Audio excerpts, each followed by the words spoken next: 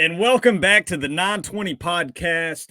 I'm your host, Logan Quinton, of course, alongside Charley Collier. So the battery is complete, and we've got an extra special guest today to talk about the MLB Draft. There's going to be a lot of Vols in the mix in the upcoming summer draft. Omaha is set. What an event that was. Your LSU Tigers are the 2023 national champions. The Vols picked up their first win in Omaha in the Tony Vitello era, which I thought was huge. Got that monkey off your back. But one of the strangest things, one of the biggest factors in getting you to Omaha and a performance for the ages on that stage, Chase Burns, in about a week span of time, is now in the transfer portal. So lots to talk about in regards to that, but we'll get started with the draft and some of these Tennessee Volunteers looking to set their sights to go pro. No one better to talk to about that than Joe Doyle. He is with Future Stars Series. You can check him out on Twitter at Joe Doyle, MILB. Joe, welcome to the show, man. Always a pleasure, Logan. Thanks for having me. And Charley, it's nice to meet you, man.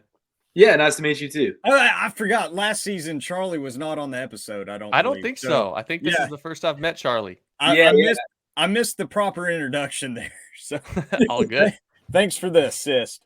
Man, like I said, a lot to talk about here with the Vols. I mean, obviously, you've got the usual suspects, right? Like Chase Dollander, Maui Ahuna, Jared Dickey.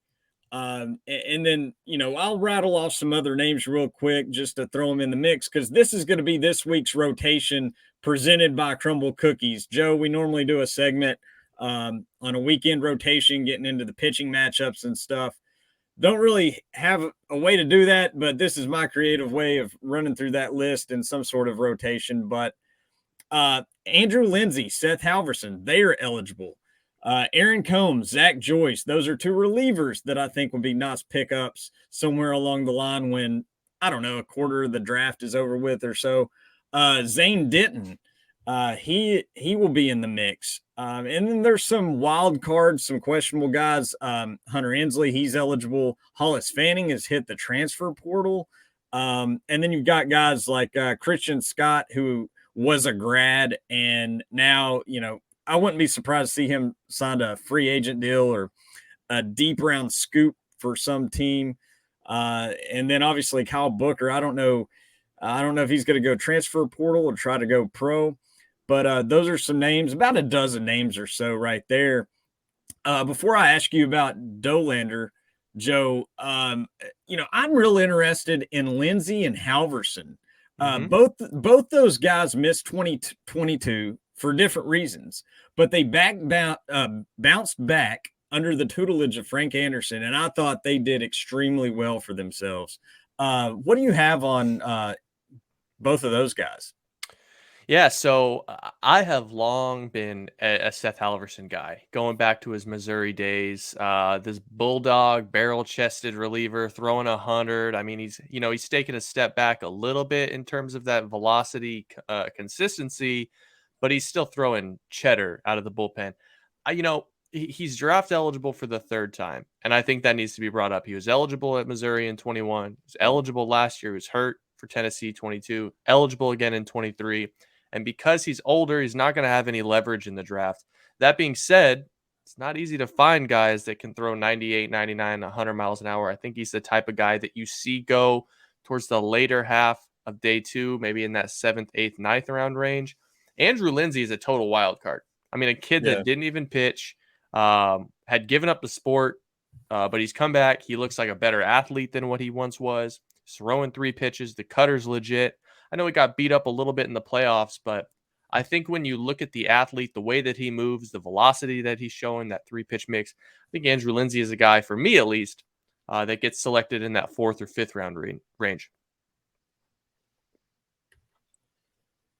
So Joe, you mentioned obviously, those two pitchers in 4th or 5th round range for Lindsay. It may be a little bit later for Seth Halverson. So I guess I'll jump into this since Logan didn't off the bat with Chase Dollander. Man, going into the year, it was him and Paul Skeens head-to-head to be the first college pitcher off the board. But now, obviously, Paul Skeens has kind of separated himself. And Dolander has fallen into that range with Rhett Lauder and even with Hurston Waldrop making a run too. Where do you kind of see at this point is the floor for Chase Dolander? Could he get passed up by those other two college arms as well? I'm not going to speak for Hurston Waldrop because I think he's one of the biggest question marks in this draft. I mean, there are analysts that believe he should be a top 7 or 8 pick. There are traditional scouts who think he belongs more in the 25 to 40 range. So he's a really tough one to pin. And I mean, if I was a betting man, I would say he's going to go like 15 to 25. That's my guess.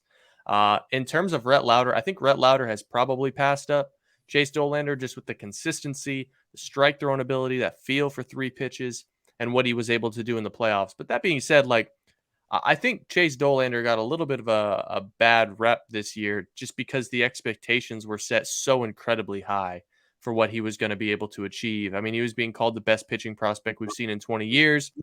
And then Paul Skeens shows up and is the best pitching prospect we've seen in 20 years. So in that regard, I think he was dealt a bad hand. Now, that being said, Chase Dolander still had a fantastic year. Fastball was up to 98. Slider was still dynamic. He flashed the curveball and the changeup. I have a hard time seeing him get past the Cubs at 13, so I'd say the floor is 13. But I think Dolander probably fits somewhere in a very, very small range, probably like 9, maybe 8 to 13, right in that 5-pitch mix or 5-pick mix. With Dolander this year, kind of taking a step back, not in his stuff, but in his performance. Mm-hmm. How was that kind of viewed, I guess, in the draft world and from MLB teams and evaluators alike? Well, I would actually circle back to what you said, not in his stuff. I think it was in his stuff. And when I say his stuff, I mean the fastball didn't have quite as much carry. When you look at the numbers, the fastball didn't have quite as much carry.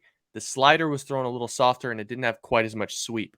So I think when you're talking to analysts, when you're talking to scouts, when you're talking to guys that watch him on a night in and night out basis, what he did in 2022 can't be ignored. And what he did in 2022, it's still in there. So I think he's the type of guy that if you are a player development executive or a scout, you look at it and you say, we've seen him do it. We've seen him dominate. We've seen him pound the strike zone.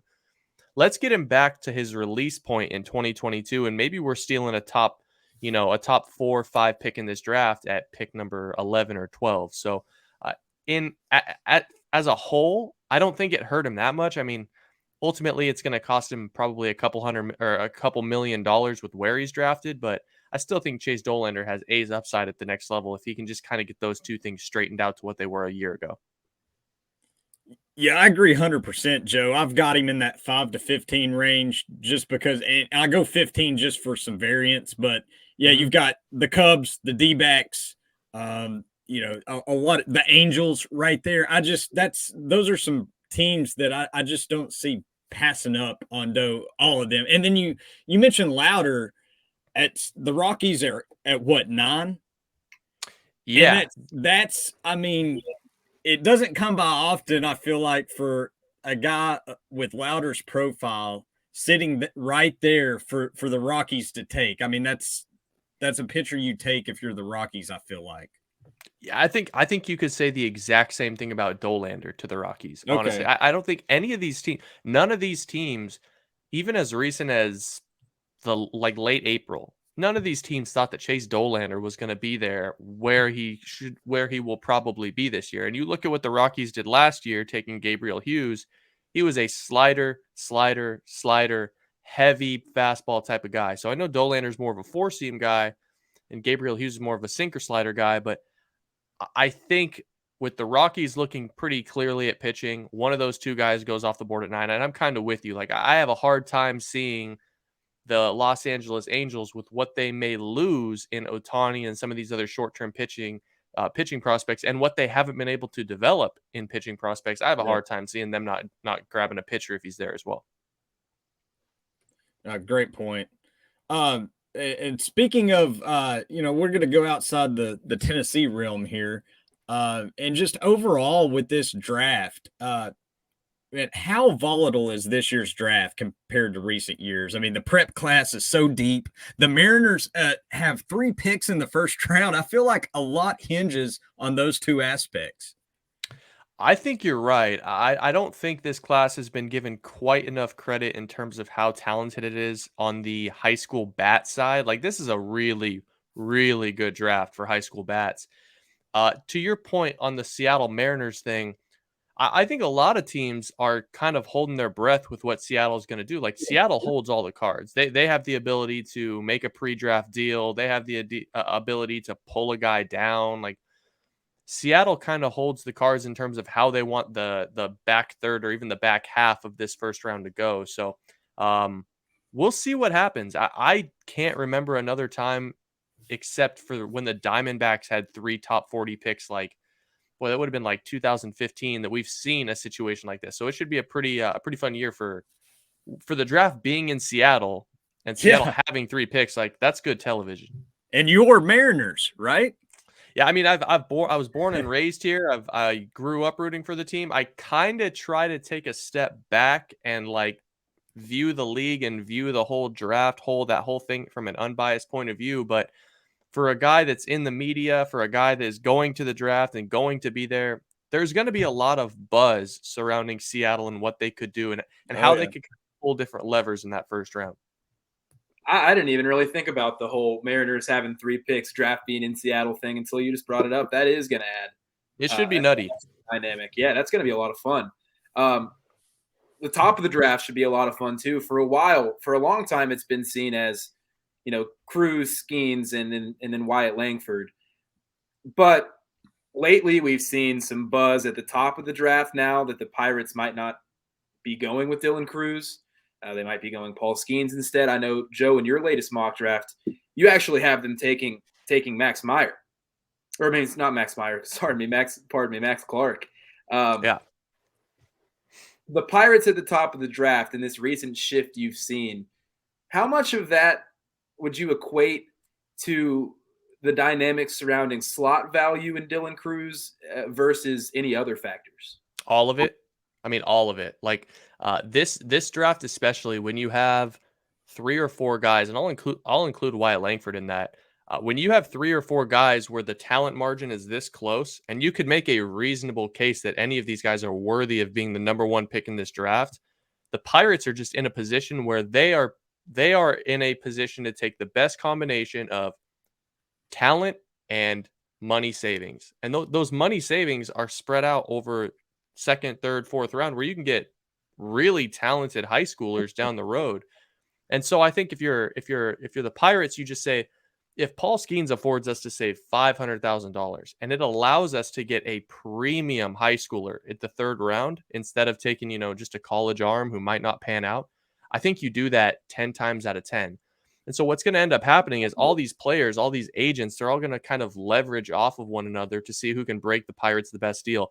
If I was in Vegas, I would say there's absolutely 0% chance that the number 1 pick in this draft gets full slot. I would be stunned.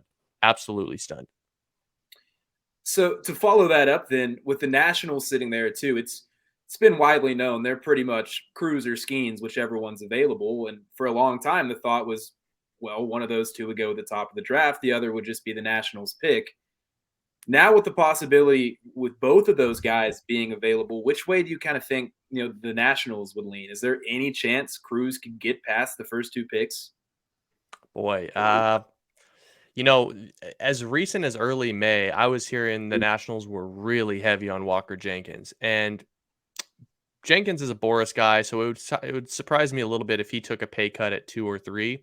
But that being said, it is so impossible to ignore what Paul Skeens has done over the last 6 weeks, 8 weeks for the full season. Like, everyone was waiting for him to kind of slip up somewhere, like, miss a few weeks with a soggy shoulder or lose his command or the velocity dips. Like, show us a red flag. It never happened. I mean, Paul Skeens put together probably the greatest pitching season that we've seen in 30 years. And so for that reason, I think there's no chance Dylan Cruz gets past the first 2 picks, and Paul Skeens has put himself in the position where he doesn't get past the first 2 picks either.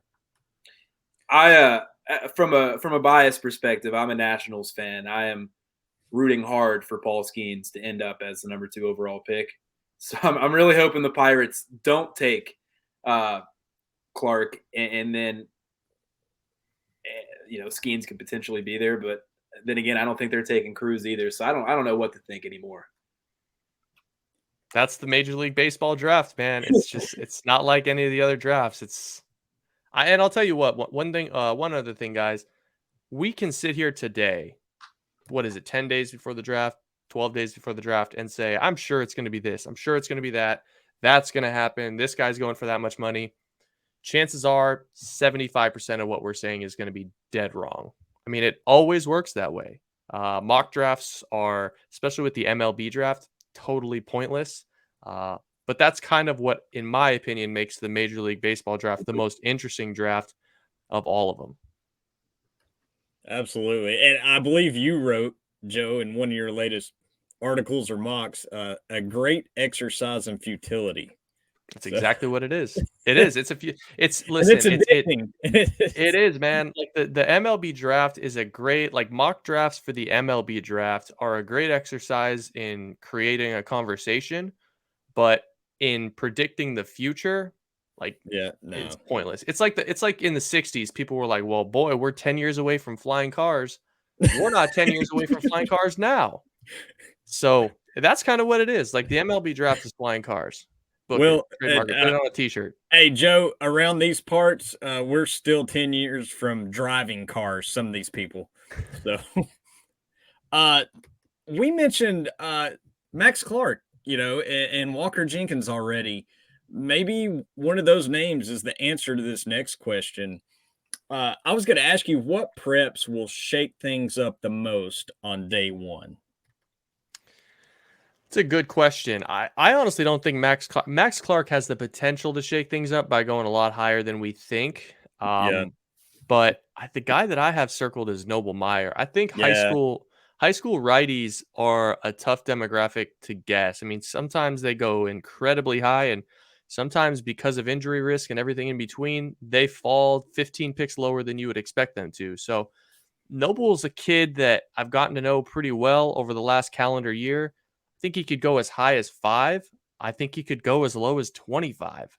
So that's kind of the guy that, and another thing with high school righties is they're expensive. You don't get a pay cut with high school righties. They cost full freight. So they can really throw a wrench into the entire first round and subsequently push a really talented college guy like a Kyle Teal down the board when you don't expect him to. And as we've seen, once 1 or 2 guys is on the board at like 8 that you didn't expect, everything is chaos. It all devolves into madness. So it's going to be interesting to see who goes like in that top 6 or 7 picks that nobody expects, and then the whole thing just crumbles. Yeah, and then like you got Aiden Miller. Where does there's some questions surrounding that. Like I feel like he's got a pretty wide range. It's totally. Yeah, the preps are just especially the infield preps. It's like they've got them for days for day one and the better part of day two. You know what's interesting about the high school infielders really quickly.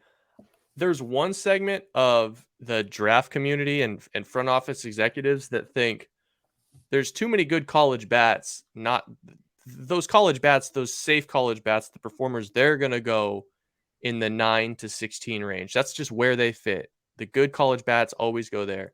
Well, there's an emerging segment of the industry, especially after the combine, that believes these high school bats are so good that a lot of these college bats are going to be pushed down to the 17 to 24 range. And it's going to be madness for those teams picking in that range when, Tommy Troy and Matt Shaw and Braden Taylor are still on the board and they didn't see it coming. So I'm going to be interested to see how it shakes out, but it usually takes shape in one of those two forms. You don't usually see it go college bat, high school bat, college bat, high school bat. It's usually like there's a run and then there's a run. So we'll see which one goes first.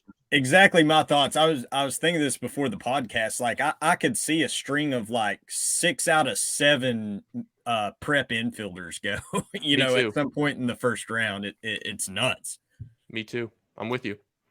I personally, I really like these college bats, and I know it is a deep prep class like we've been talking about. But with these college bats, I know we saw last year, we've already seen a couple of 2022 draft picks make their way to the pros, one being Ben Joyce, which is a little bit more obvious, but Zach Neto too, playing for the Angels.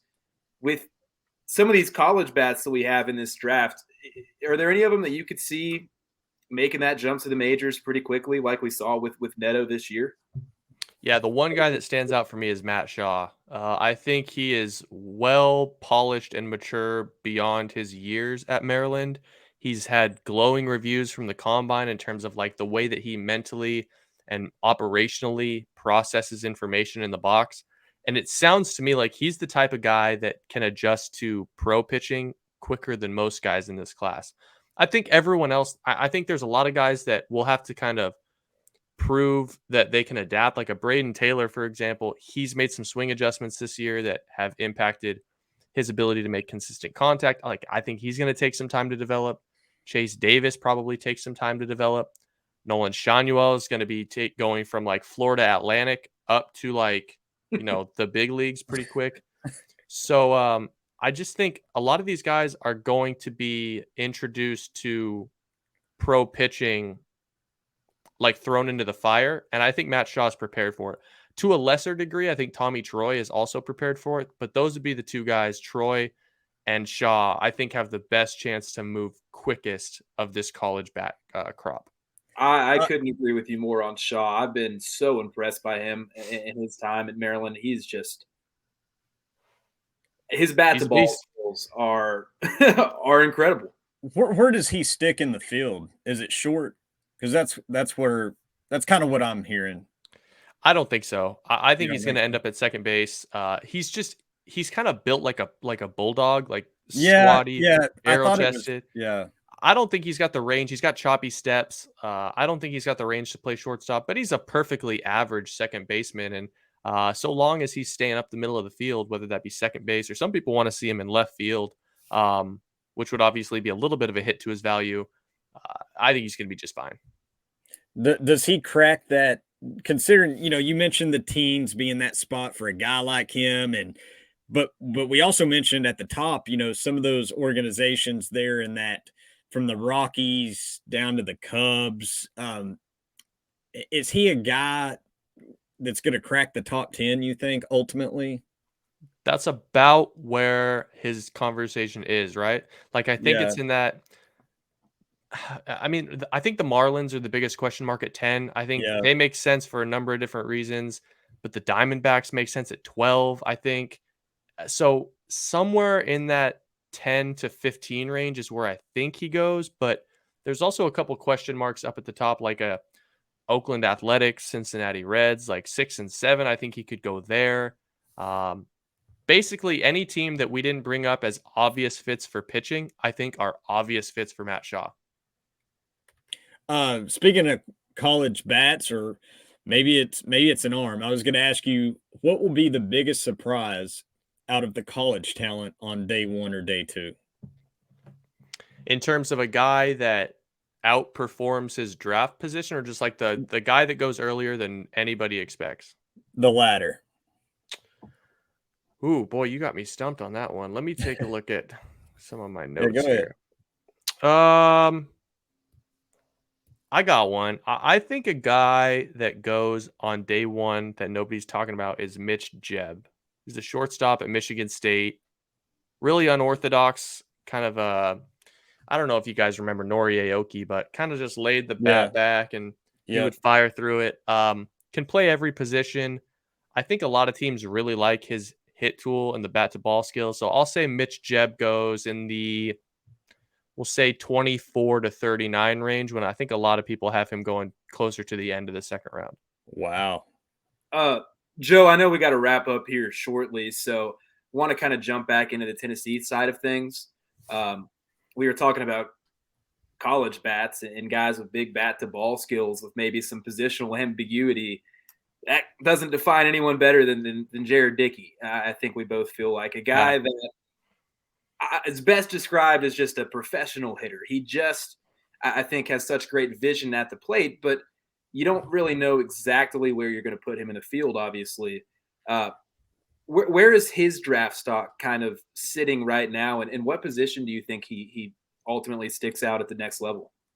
I think he made himself a lot of money in late May and early June here because we kind of ended the season. He really finished on a tear the last 6 weeks of the year.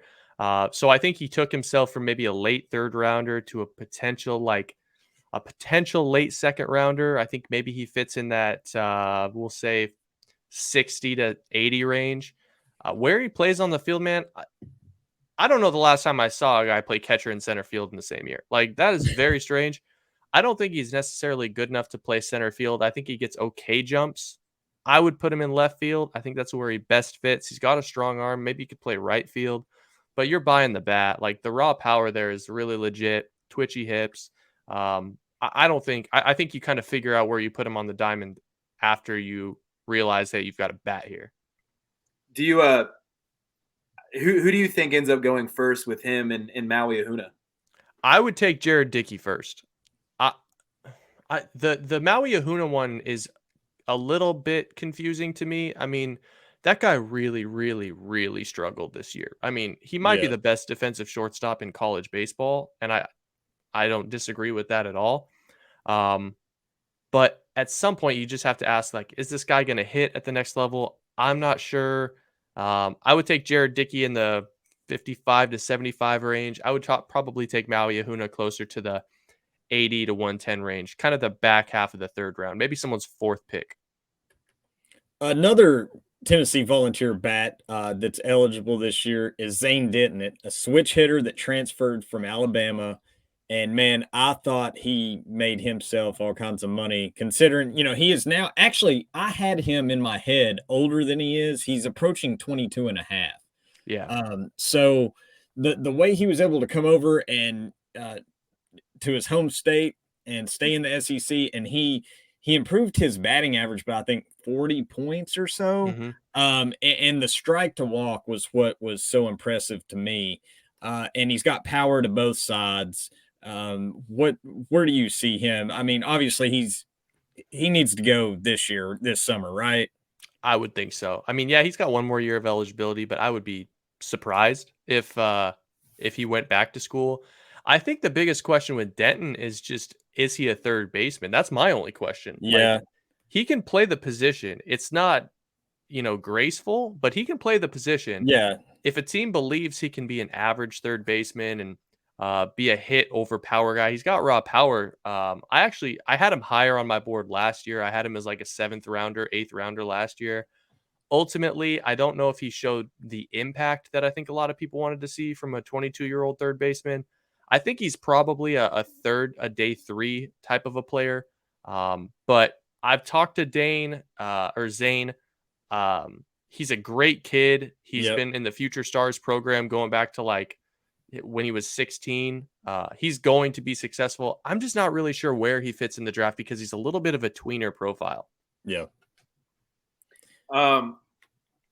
Obviously 2023 draft in 12 days, at least as we sit here recording this, but I would be remiss if I didn't ask you now with the opportunity sitting in front of us. Looking ahead to 2024, Blake Burke, Christian Moore, 2 obvious names on the Tennessee roster. Dylan Dreiling. A lot. I love Dylan Dreiling. we are big Dylan Dreiling fans. This is also a Dylan Dreiling podcast, by the way, Jeff. Yeah. But looking at that 2024 draft too, this Tennessee roster, who are some guys that kind of stand out to you as names to watch heading into the next evaluation process? I mean, Blake Burke. I don't know how you guys didn't bring up Blake Burke.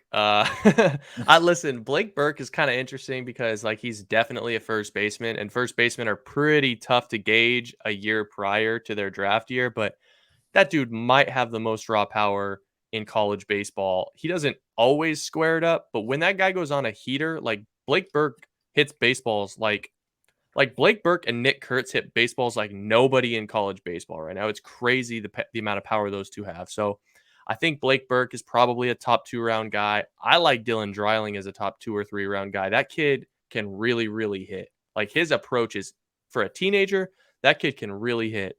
I think Drew Beam probably goes in the first 2 rounds. I'm excited to see him get an expanded role. He's got really good stuff, and he was just kind of a numbers victim this year. He didn't get the opportunities and the reps he should have. But yeah, Christian Moore, I am interested to see if Tony Vitello goes out and lands a surefire shortstop, because if Christian Moore plays shortstop next year, which, listen, I don't think it's going to be exceptional, but if he can play an average shortstop next year, his stock is going to skyrocket. And then a couple other guys that I think Tennessee should really be watching out for. I don't know why we didn't see very much Wyatt Evans this year. I think Wyatt Evans could be a second rounder. You don't find 6'6" lefties with that kind of stuff growing on trees. And then the last person I'll say, AJ Causey. AJ Causey is transferring into Tennessee. He's funky as hell. So probably not going to be a starter, but he's the type of guy that Tennessee needed this year. A guy that can go 3 innings and give a really, really kind of funky, deceptive look when everyone else is throwing 97-mile-an-hour cheddar by people. If you just got a staff full of righties that throws 97-mile-an-hour cheddar, you can train for that. But if you got a guy throwing 91-mile-an-hour bowling balls with sweeping sliders from a low 3/4 slot, I feel like that's what Tennessee didn't have this year, and I think he's going to be a great pickup. Another guy that could go on day 2. I'm very excited about Wyatt Evans. I think he's the SEC's best kept secret. Me too. I'm with you. And I like Hunter Sloop too. Keep an eye out for Hunter Sloop. Before we let you go, man, Wyatt Evans, by the way, so excited to see him. I think there was some fluid in his shoulder or something last I heard, and they shut him down. He threw a couple of times. He did throw a couple of times trying to get him ramped up, and it didn't work out. But we made the Vols fans happy. I'd be remiss if I don't ask about the Braves fans here. The Atlanta Braves, it sounds prep, but if you've paid attention to recent drafts, you know that if you're a right-hander that has projectable power and spin, then you're eligible. But fact. Dylan Head and Semi Stafura, I'm giving you those 2 names. I see you've been reading. What percentage do you give that slot to be on one of these guys? So an either or. So Head, Stafura, or the field. If they're on the board, I give it like a 75% chance. Like if those guys are on the board, I think that Atlanta would love to have one of them. I don't think Dylan Head is going to be the tough one. Like he fits somewhere in that 20 to 26 range. Stafura seems to be pushing his name higher and higher and higher up boards. So I'm not going to put an odds on it just because, frankly, we don't know how the other 24 picks are going to shake out. So I'll say that the Braves like those 2 guys an awful lot. And I think they both make a ton of sense. If they're not there, dude, I'm with you. Like, look out for the high school righty that has carry through the top of the zone, maybe like a Liam Peterson or something. So I haven't heard that, but that would be the Braves' way. Awesome stuff, Joe. Man, thanks for joining us. Sorry for the confusion about the time. But, man, you brought the heat. For 30 minutes, you brought the heat, and that's all we can ask for, brother. I appreciate you taking the time and having you on. It's been a blast, man. Always enjoy joining you, Logan. This is a fun show, and Charley, is nice to meet you, man. Excited for the next time we get to hop on.